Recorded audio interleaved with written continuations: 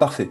Donc bienvenue aujourd'hui à tous au sein de notre webinaire, donc sécuriser vos ventes et booster votre conversion. Donc petit détail logistique pour commencer, hein. Vous disposez tous en bas de votre écran normalement d'une section qui s'appelle Q et R pour questions et réponses, qui va vous permettre de soumettre des questions tout au cours de ce webinaire. On va tâcher de garder à peu près 10 minutes à la fin de ce webinaire pour vos questions et y répondre évidemment. Les questions, vous pouvez bien entendu les adresser à Rodolphe comme à moi. On se fera plaisir d'y répondre tous les deux. Donc aujourd'hui, le focus, hein, c'est de traiter le sujet de réduire les échecs de paiement et augmenter votre chiffre d'affaires. On est assez passionnés, Rodolphe et moi, par cette thématique, donc on espère que c'est quelque chose que vous partagez également. Donc très rapidement, moi je m'appelle Pierre, je travaille donc chez Stripe depuis environ 4 ans, et donc plus spécifiquement sur les marchés qu'on appelle d'Europe du Sud chez nous, donc France, Italie, Espagne et Portugal. Et donc je suis accompagné aujourd'hui de Rodolphe, qui est l'un de nos partenaires chez Chronovet.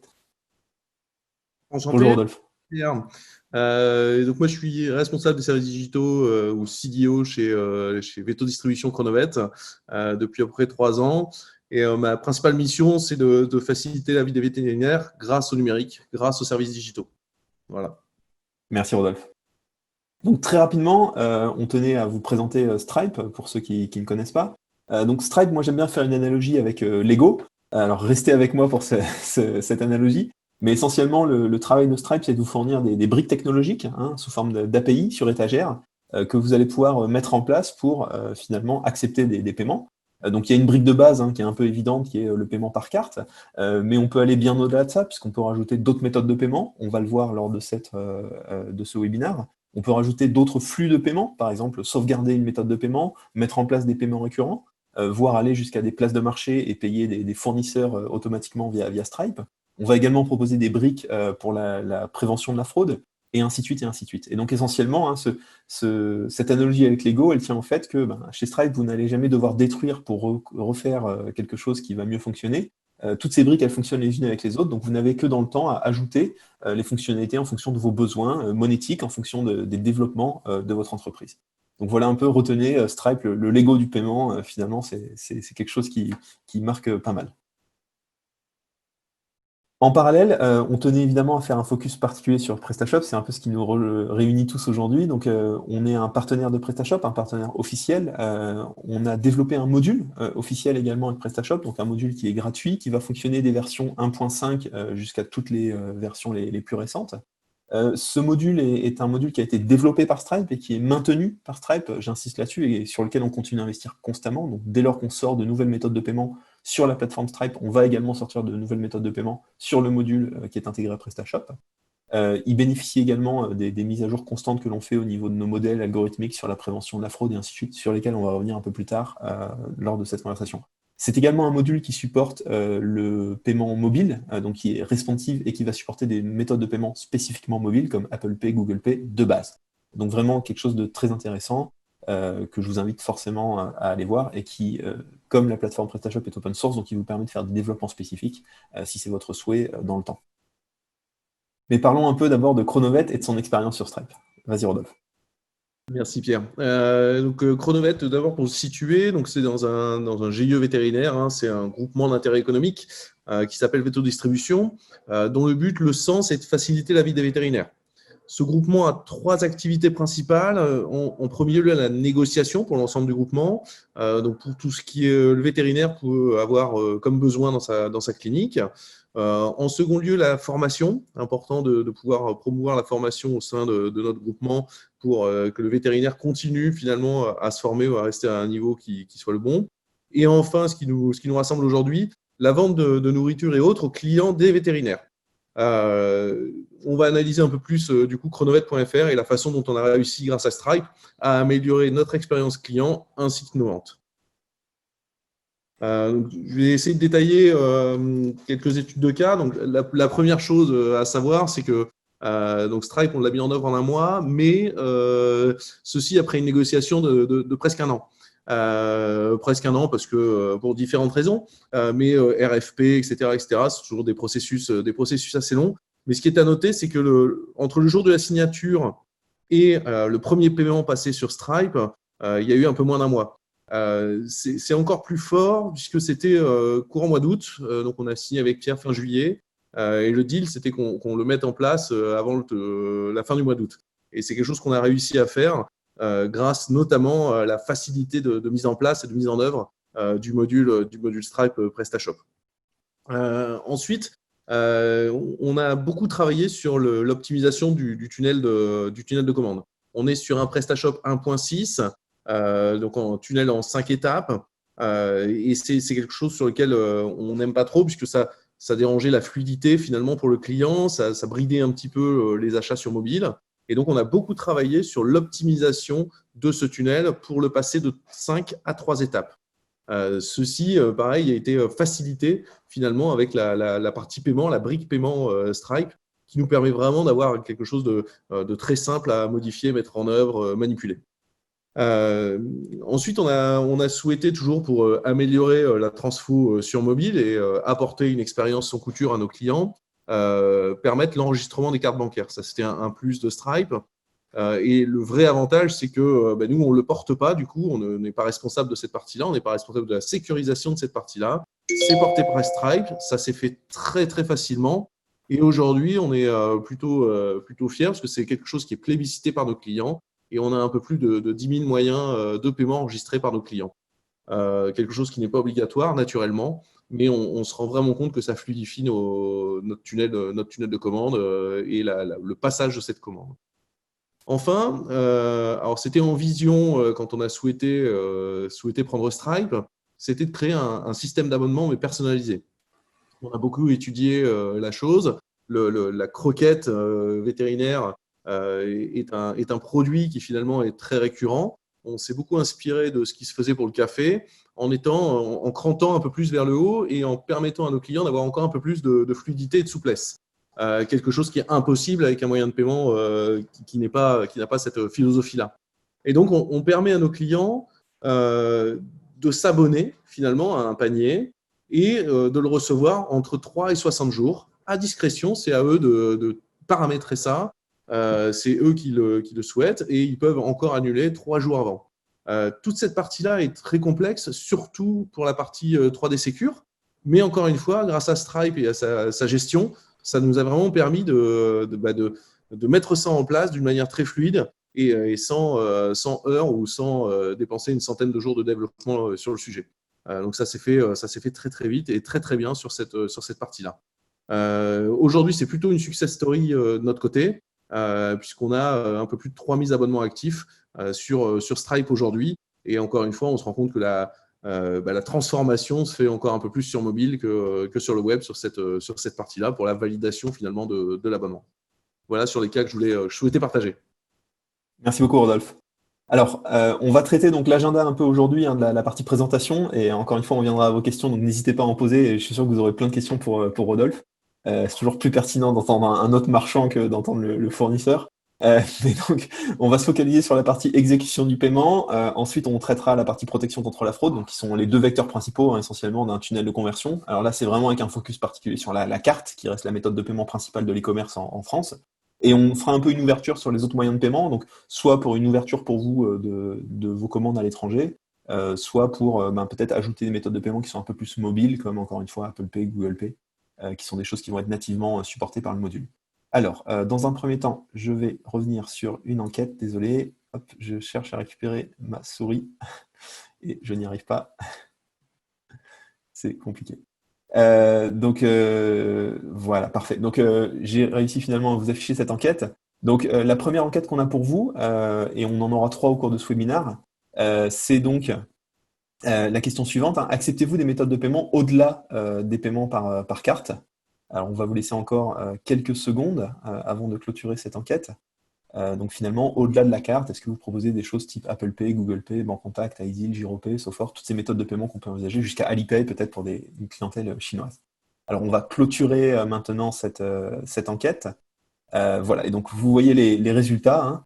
Donc, il y a 47% d'entre vous aujourd'hui qui proposent des méthodes de paiement au-delà de la carte, et donc ça veut dire 53% qui ne le font pas. Donc, on verra l'impact aujourd'hui que ça peut avoir. Merci pour ceux qui ont voté. Donc, aujourd'hui, finalement, tous ces petits points verts que vous voyez sur cette slide, ils représentent tous ces clients qui sont en train de s'accumuler au niveau de votre panier d'achat. La question, c'est comment on va faire pour les convertir tous. Donc, on a mené une enquête auprès des 50 plus grands sites d'e-commerce aujourd'hui en France. Et on va partager avec vous, finalement, au cours de cette présentation, les résultats. Donc, encore une fois, c'est pas tout l'e-commerce français, mais c'est quand même les 50 principaux sites e-commerce français. Et donc, a fortiori, c'est en plus des gens qui ont les moyens de faire ces changements. Et pour autant, vous allez voir qu'il y en a encore beaucoup qui ne font pas certaines des recommandations basiques que vraiment on recommande fortement et qui ont un impact sur la conversion. Donc, le premier chiffre, c'est qu'aujourd'hui, on est sur un taux d'abandon de panier de 76%. Donc, 3 clients sur 4 qui vont se rendre chez vous ne vont pas finaliser le panier qu'ils avaient commencé. Donc, c'est significatif. Alors, évidemment, le paiement, ça n'est pas le seul facteur qui va impacter un abandon de panier, mais pour autant, c'est un facteur important, on va le voir. Hein. Un échec de paiement, ça ne va pas forcément inciter votre client à retenter de faire son paiement, et ainsi de suite. Évidemment, il y a plein de paniers qui sont ouverts parce qu'ils sont en comparaison aussi avec un autre site par ailleurs, par exemple Amazon, pour ne pas les citer, et ainsi de suite. Donc, il y a plein d'impacts encore une fois, mais on est sur un chiffre moyen de 76%. L'autre chiffre également qu'on ressort de cette étude, c'est que la fraude, ça impacte 2% de vos revenus en moyenne. Donc ça, c'est quand même significatif. Hein. Ça veut dire un impact aussi en général direct beaucoup plus important sur le résultat, pour le coup. 2%, donc c'est évidemment parce que vous perdez la transaction qui a été faite. Peut-être que vous avez livré le produit ou le service. Et en plus, il y a des amendes liées au réseau, hein, Visa, Mastercard, American Express, par rapport au chargeback qui a été fait sur la transaction initiale.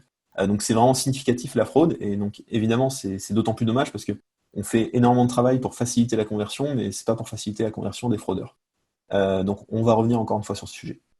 Finalement, ça c'est quelque chose qui est plus général et qui est connu. Hein, la conversion en ligne, elle est plus faible que la conversion quand on est sur une méthode de paiement physique. Alors pour autant, là encore, il y a plein de barrières que l'on peut lever à ce niveau-là. Notamment, on l'a entendu un peu avec Rodolphe et on va le voir. Le mobile, c'est un allié pour vous dans cette thématique de conversion. C'est-à-dire qu'aujourd'hui, on a encore beaucoup de marchands, nous, au quotidien, qui viennent vers nous et qui nous disent qu'ils ne comprennent pas. La majorité de leur trafic est sur mobile et pour autant, leur conversion, elle reste sur ordinateur, sur desktop. Alors qu'en réalité, c'est très simple. Hein, le mobile doit convertir mieux en réalité que le desktop. Il faut juste adapter l'expérience de manière à faciliter la vie de vos clients. Bon, tout ça, ça nous laisse avec une opportunité massive finalement, parce que concrètement, ça veut dire qu'on peut facilement augmenter cela. Et donc, nous, ce qu'on se rend compte, c'est que parmi donc, ces 50, alors on n'a pas tous les 50 encore comme clients chez Stripe, on a bon espoir un jour, mais en tous les cas, pour ceux qu'on a pu accompagner, on a pu se rendre compte d'uplift, d'augmentation plutôt de l'ordre de 10% hein, du CA en ligne. Donc, ça veut dire que pour un coût d'acquisition qui restait équivalent, hein, ils ont réussi à avoir un output derrière de 10% supplémentaire, ce qui est évidemment significatif d'un point de vue rentabilité. Alors, évidemment, tout ça, ça ne doit pas se faire au détriment, on l'a vu hein, avec Rodolphe, de la simplicité, la facilité avec laquelle le paiement se fait et la vitesse avec laquelle il se fait aussi. Donc, toutes ces étapes, hein, finalement, qu'on va lister, tout ça, c'est moins d'une seconde du point de vue de vos clients finaux. Faut quand même le garder en tête. Hein. Ça se fait jamais au détriment de l'UX que vos clients vont avoir l'opportunité d'avoir. C'est vraiment en complément. Alors, on va se focaliser du coup sur l'exécution du paiement et on a tout de suite, du coup, juste avant de lancer cette section, une deuxième question à vous soumettre. Donc, c'est une question qui va se focaliser du coup sur le mobile. Alors voilà, la question est la suivante. Votre formulaire de paiement est-il optimisé aujourd'hui pour le mobile? Et alors, vous verrez que c'est intéressant parce qu'on va partager encore avec vous d'autres résultats derrière de l'étude qu'on a faite et peut-être que ça changera votre vision de votre formulaire mobile par la suite. Donc, voilà, ça va être, je pense, très, très intéressant de constater ça. Donc, voilà, on va mettre fin au vote de manière à partager les résultats. Donc, voilà, là, on voit 81% donc, estiment aujourd'hui que leur formulaire de paiement est optimisé pour le mobile. Encore une fois, je vous reposerai peut-être la question un tout petit peu à la fin des 3-4 chiffres là, que je vais partager avec vous. Alors, si on parle d'exécution dans le paiement, et finalement, la thématique, c'est d'enlever de la complexité. Et plutôt même enlever de la complexité, c'est ajouter de la simplicité. Donc finalement, il faut séparer hein, cette étape qui est complexe du checkout en un élément de petites choses qu'on va pouvoir corriger, améliorer. Alors, le premier chiffre qu'on tenait à partager avec vous, c'est que donc les résultats de notre étude, hein, encore une fois, les 50 principaux sites e-commerce, donc c'est a fortiori des gens qui ont les moyens, qui ont des développeurs et qui peuvent optimiser, seulement 53% intègrent la validation de la carte en temps réel. C'est tout bête, mais donc typiquement Stripe, via nos partenaires financiers, donc Visa, Mastercard, American Express, via les données que l'on a sur tous les paiements qu'on voit passer, Je redirai ce chiffre plus tard, mais aujourd'hui, dans 89% des cas, on a déjà vu une carte qui arrive chez vous, même si pour vous, c'est la première fois. On est capable, en fait, de connaître est-ce qu'une carte existe ou pas. Mais dès la saisie, en fait, au niveau du formulaire de saisie de l'option de paiement. Donc là, comme vous voyez dans l'exemple, on va être capable de finalement notifier votre client du fait que sa carte, en fait, elle n'est pas réelle. Il y a une erreur de saisie, typiquement. Ici, par exemple, ça devrait être 4-2 partout et il y a un 3 à la fin qui traîne. Bon, plutôt que de laisser le client cliquer sur payer et avoir l'expérience d'un échec de paiement, ce qui va faire que beaucoup de clients ne vont pas retenter, parce qu'ils ont toujours la crainte que ah oui, mais peut-être qu'en fait mon paiement est passé, ou ainsi de suite. Et ben concrètement, finalement, vous allez pouvoir tout de suite leur surfacer l'erreur, ils vont pouvoir la corriger, et donc a fortiori réussir cette étape de paiement.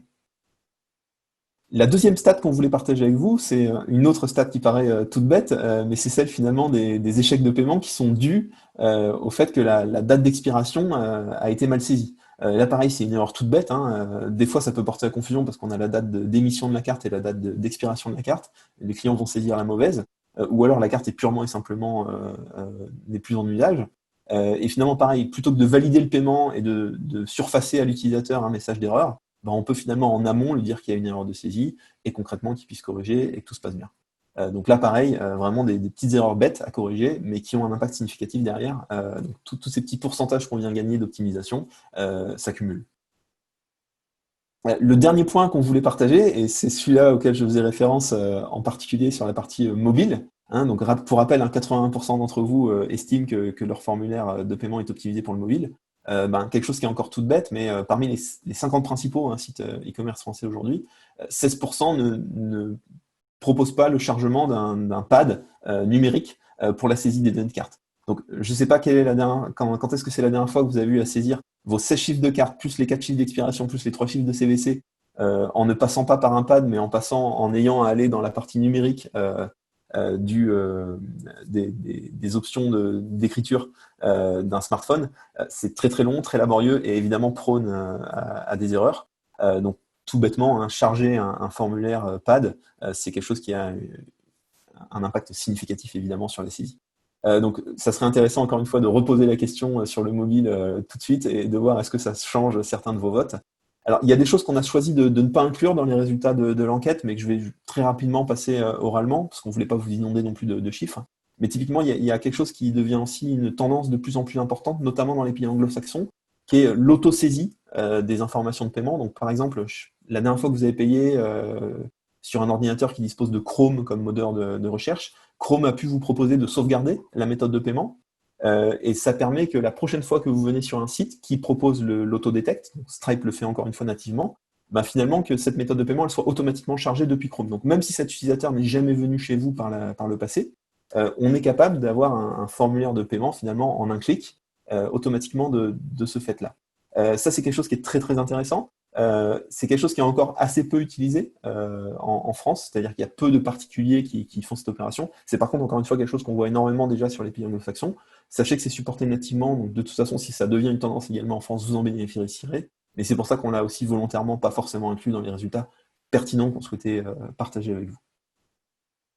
Voilà. Et donc finalement, voilà typiquement une page de paiement auquel on peut arriver très simplement avec Stripe. Alors vous voyez quelques petites choses intéressantes sur cette page de paiement. La première chose intéressante, c'est que vous avez l'option Apple Pay qui se charge automatiquement sur cette page. Donc ça, c'est typiquement ce qu'on appelle les formulaires intelligents. Dès lors que le matériel qui est utilisé par votre utilisateur, que ce soit un iPhone ou que ce soit un MacBook, pour ne pas les citer, dispose d'Apple Pay qui est activé sur le matériel, puisque c'est comme ça que fonctionnent ces méthodes de paiement, eh bien, on va finalement pouvoir payer en un clic via ces méthodes-là de paiement. Même si, encore une fois, l'usager n'est jamais venu sur votre site au préalable, dès lors qu'il a Apple Pay disponible sur son matériel, il va pouvoir l'utiliser pour faire un checkout en un clic de votre côté. Donc, ce qui est quand même une expérience ultra optimisée. Et là encore, pensée mobile.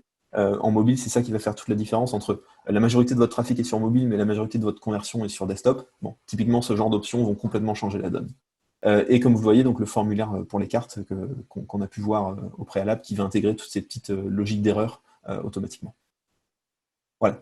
Donc ça, c'était la partie exécution. On va maintenant se focaliser sur la partie fraude. Et donc, bien entendu, une petite question pour vous tout de suite. Donc la question numéro 3 est la dernière de ce webinaire. Cette question, elle touche l'impact de la fraude sur votre activité. Donc, je ne sais pas si tous vous êtes capables de nous donner ce chiffre, mais est-ce qu'aujourd'hui, vous avez connaissance finalement de l'impact de la fraude sur votre activité? Est-ce qu'on est en dessous de 0,14%? Est-ce qu'on est dans les 0,9 ou au-dessus de 2? Encore une fois, pour rappel, hein, en moyenne, hein, aujourd'hui, la fraude, c'est 2% pour les 50 principaux sites. Donc, c'est quand même significatif. Hein. Voilà, alors on va laisser encore quelques petites secondes et on va clôturer cette enquête. Voilà. Et donc, bon, vous voyez, il y a quand même la majorité d'entre vous qui ne connaissent pas ces stats, donc qui sont évidemment critiques hein, pour votre activité, notamment quand vous allez vous développer. La raison pour laquelle les chiffres sont très précis, donc 0,14, 0,9, 2%. Donc 2%, c'est parce que c'est une moyenne qu'on a constatée. Bon, c'est intéressant, personne finalement ne se situe par rapport à cette tranche. Les 0,9, ils ont un seuil critique parce que c'est le seuil à partir desquels les réseaux de cartes peuvent commencer à prendre des actions vis-à--vis de vous. Donc typiquement, Visa et Mastercard vont piloter la fraude au niveau globalement de leur réseau. Et dès lors que vous dépassez ce seuil de 0,9, ils peuvent être amenés à prendre des actions spécifiques de votre côté. Alors, c'est 0,9 sur un nombre de transactions, donc tant que vous n'avez pas atteint un certain nombre, pas d'inquiétude. Mais en tous les cas, il faut l'avoir en tête quand vous commencez à avoir une activité significative. Et l'autre chiffre de 0,14, il est lui particulièrement important puisque 0,14, c'est le seuil à partir duquel il y a une nouvelle réglementation qui va entrer en vigueur au 1er janvier 2021 qui s'appelle l'authentification forte des clients, qui potentiellement vous impose de mettre systématiquement en place un 3DS sur vos transactions. Bah, typiquement, les marchands qui ont un seuil ou les marchands qui passent par un prestataire de paiement comme Stripe qui a un seuil inférieur à 0,14% peuvent bénéficier d'exemptions. Donc continuez à ne pas imposer 3DS sur toutes les transactions. C'est évidemment ultra critique pour votre conversion. Et donc, je peux vous garantir que de notre côté, tout est fait pour systématiquement rester en dessous de ces 0,14%. Et c'est un objectif qu'on atteint aujourd'hui. Donc, c'est un chiffre que j'ai déjà partagé avec vous. Mais essentiellement, aujourd'hui, la réponse de Stripe vis-à-vis de la fraude, c'est Radar. Donc, Radar, c'est un scanner, hein, finalement, qui va scanner toutes les transactions que vous voyez arriver. Et donc, le travail de Radar, c'est de vous fournir un score sur toutes ces transactions. Pourquoi Radar est si efficace? C'est tout simplement, donc le chiffre encore une fois que j'avais partagé avec vous, 89% des cas, même si une carte elle est nouvelle pour vous, elle n'est pas nouvelle sur le réseau de Stripe. Donc faut quand même le mettre en lumière, hein, ce chiffre. Donc 9 cartes sur 10 qui arrivent chez vous sont des cartes qui sont connues de nous, et donc a fortiori sur lesquelles on va pouvoir vous donner un jugement très bon. Et de toute façon, finalement, pour les 10% qui restent, étant donné le volume de cartes qu'on a déjà vu, de l'algorithmie qu'on développe en permanence, et le fait que le réseau de Stripe continue de grandir, hein, c'est plus d'1 million de marchands aujourd'hui, le réseau de Stripe, finalement, on va sans cesse améliorer ces statistiques et donc vous faire bénéficier d'insights pertinents pour décider ou pas d'accepter une transaction.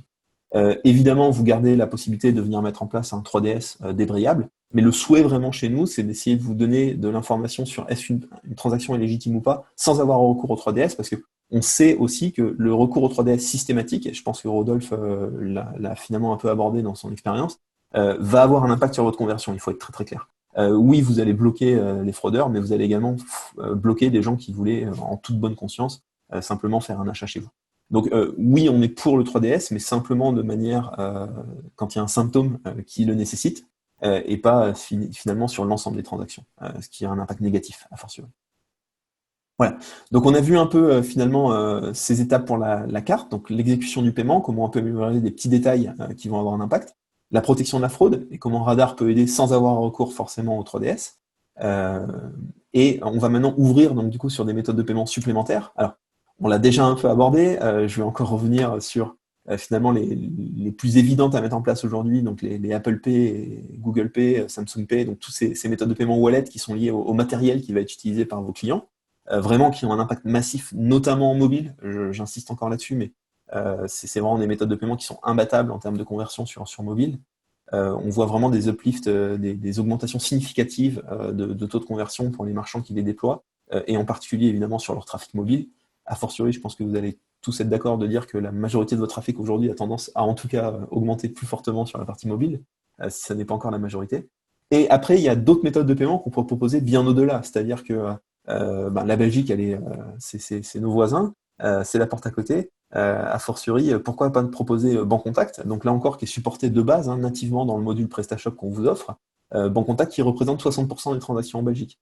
Donc il est évident que si vous vous lancez en Belgique et vous ne comprenez pas pourquoi votre taux de transaction il est très faible, mais vous ne proposez que la carte comme en France, moi j'ai la réponse, c'est qu'il faut probablement que vous proposiez Bancontact.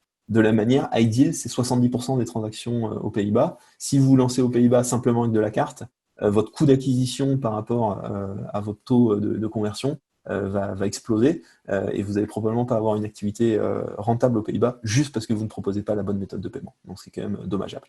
Et évidemment, ça peut aller jusqu'à Alipay et WeChat Pay pour atteindre une clientèle chinoise, encore une fois, tout ça étant inclus dans le module de base PrestaShop. Donc voilà, on a finalement traité tous ces points-là, donc in fine, je pense que vous serez tous d'accord pour dire que tout ça a un impact forcément sur la partie conversion. Et donc on tenait un peu à vous donner le rappel un peu de tout ça. Hein. Donc la simplification, c'est avant tout de toutes petites choses à modifier, mais c'est l'accumulation de toutes ces petites choses qui vont se traduire en idéalement donc une augmentation moyenne de l'ordre de 10% de points de conversion. Donc encore une fois, pensez au coût d'acquisition versus du coup ce taux de transformation. A fortiori, c'est votre rentabilité qui va en bénéficier énormément. Le meilleur moyen de lutter contre la fraude, c'est de disposer de beaucoup de données sur ces transactions. Radar est votre allié. Vous bénéficiez non pas seulement des patterns qu'on est capable d'identifier par rapport à votre activité seule, mais a fortiori des informations qui viennent de l'ensemble des marchands qui sont sur Stripe. Donc là aussi, vraiment quelque chose de très important. Et donc tout ça doit se faire de manière invisible, idéalement. Donc là aussi, l'idée, c'est que Stripe est complètement transparent pour vos clients. Et comme vous voyez, on cherche au maximum, et Rodolphe en était le témoin, à supprimer au maximum le nombre d'étapes. Hein. Le Graal, c'est quasi toutes les transactions demain doivent arriver à du one-click payment, qui est vraiment un objectif qui est atteignable en réalité. Donc on va maintenant passer à la partie finalement questions et réponses. Alors je vais vous demander un tout petit peu de temps, le temps que je mette fin au partage, et de commencer à venir sur vos questions. Alors il y a une question épicée tout de suite pour commencer, Rodolphe. La question c'est, sur beaucoup de forums, les marchands PrestaShop disent que Stripe est plus cher. Est-ce que tu peux partager ton expérience? Oui, tout à fait. Comme je disais, on a âprement négocié. Stripe est plus cher que notre précédente solution, ça c'est évident. C'est plus cher que d'autres solutions sourcées. C'est réel aussi. Par contre, il reste moins cher que d'autres solutions. Aujourd'hui, ce qui nous a fait faire ce choix, c'est la qualité de la solution, la disponibilité de son API et finalement la transparence du taux de dispo de son API, les services proposés par Stripe et l'évolution possible de Stripe, sa solution anti-fraude et surtout l'ambition qu'a Stripe d'être un leader incontesté. Tout ça nous a fait choisir Stripe parce que c'est le moyen de paiement, changer de moyen de paiement est complexe souvent parce que là, en l'occurrence, on enregistre les moyens de paiement. S'il fallait passer sur un autre, ce serait compliqué. Et donc, c'était important pour nous de ne pas se tromper, de prendre un leader du marché sur cette partie-là. Donc, la réponse est oui, c'est plus cher. Maintenant, de ma fenêtre, ça les vaut. Merci Rodolphe. Moi, je n'ai pas de commentaire à faire là-dessus. Donc, combien de temps la migration vers Stripe a-t-elle prise? Bon, je vais répondre tout de suite. C'était moins d'un mois entre la signature et la carte. Ça faisait partie de l'explication. Et vous pourrez revenir dessus sur cette explication qu'a donnée Rodolphe un peu plus tôt dans la présentation, puisque le webinaire sera évidemment mis à votre disposition. Alors, il y a également une question pour toi, Rodolphe, qui est: avez-vous constaté une augmentation de la conversion après votre passage sur Stripe? Alors, pas d'augmentation. Pas d'augmentation suite au passage sur Stripe, mais pas non plus de baisse. C'est ce qui est le plus important parce que, on a eu une augmentation de volume très important lié à notre activité qui est en forte croissance. Et ensuite, c'est toujours dangereux, encore une fois, de changer de moyen de paiement puisque c'est la finalité de la commande d'un client et si on se trompe ou si on l'intègre mal, ça peut être catastrophique. Et donc là, c'est plutôt avec fierté qu'on dit que non, on n'a pas eu d'augmentation, mais on n'a surtout pas eu de baisse. Maintenant, avec l'ensemble de la facilité qu'on a de jouer avec le module Stripe, je pense qu'on transforme plus que ce que ça aurait pu être si on était resté sur notre solution, ne serait-ce que l'enregistrement des cartes bancaires et la partie abonnement. Entendu, très clair. Alors, encore une question. Alors, je vais prendre une question du coup en intermédiaire pour moi, parce qu'après, il y a beaucoup de questions pour toi. Donc, il y a une question de JD Informatique. La solution radar que vous proposez est celle de F-Secure. Alors, je n'ai pas connaissance de F-Secure.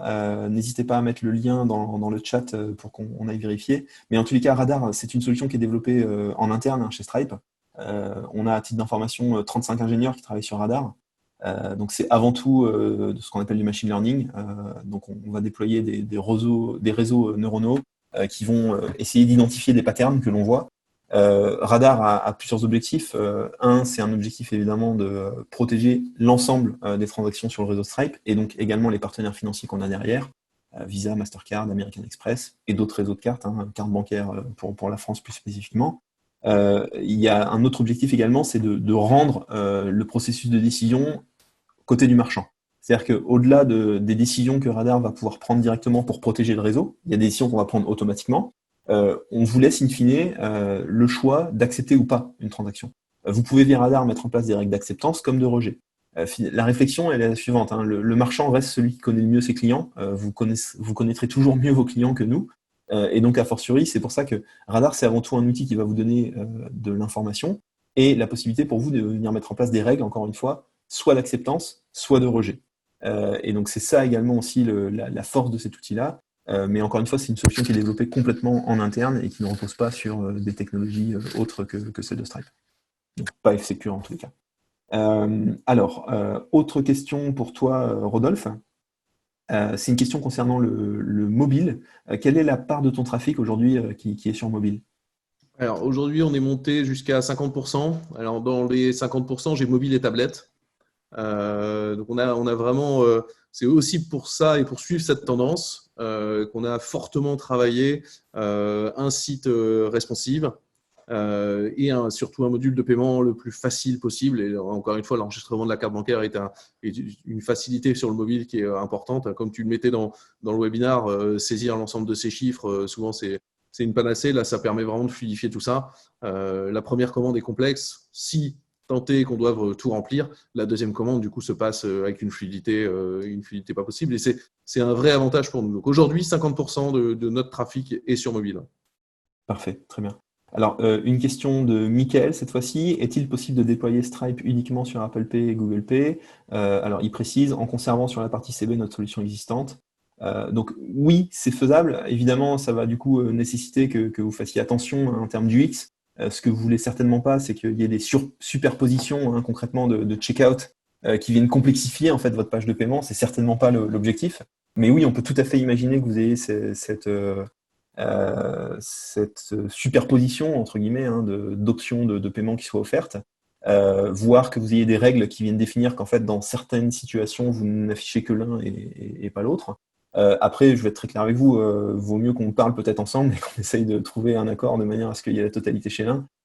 Ça pose pas que des thématiques en fait d'affichage, il y a évidemment des thématiques de réconciliation de votre côté, et ainsi de suite. Il y a une thématique de gestion de vos remboursements. Quand un client contacte votre support, il doit savoir d'abord, ok, mais en fait chez qui il a fait cette transaction pour aller rechercher les infos. Bon, c'est tout un maelstrom derrière que ça peut créer opérationnel de votre côté. Donc ça fait rarement sens en fait que vous gériez d'un côté une chose et de l'autre. Sinon, vous allez arriver à multiplier et créer de la cacophonie finalement chez vous en interne, par expérience. Et les statistiques sur la part du nombre de transactions Apple Pay sur les clients mobiles Apple vs la CB traditionnelle, très très clair. Si vous proposez aujourd'hui l'option, dès lors que Apple Pay est enable sur la device, encore une fois, enable, donc disponible sur le matériel du client, automatiquement, c'est clair que les clients vont choisir cette option-là. Faites l'expérience de votre côté, entre la possibilité de valider un paiement en mettant votre pouce ou alors à chaque fois devoir ressaisir l'intégralité des informations. Vous le faites une fois, vous ne le refaites pas deux fois.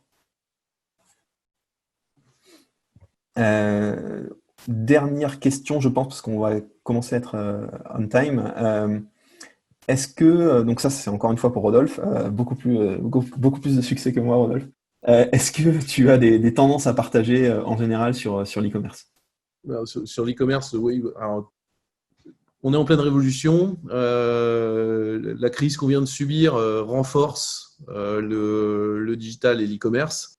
Donc c'est au centre de l'attention. L'investissement des prochains mois va être important pour encaisser cette hausse, pour améliorer ce qui se fait aujourd'hui. Nous, CDO, on doit plus que jamais être attentif à la sécurité de nos transactions.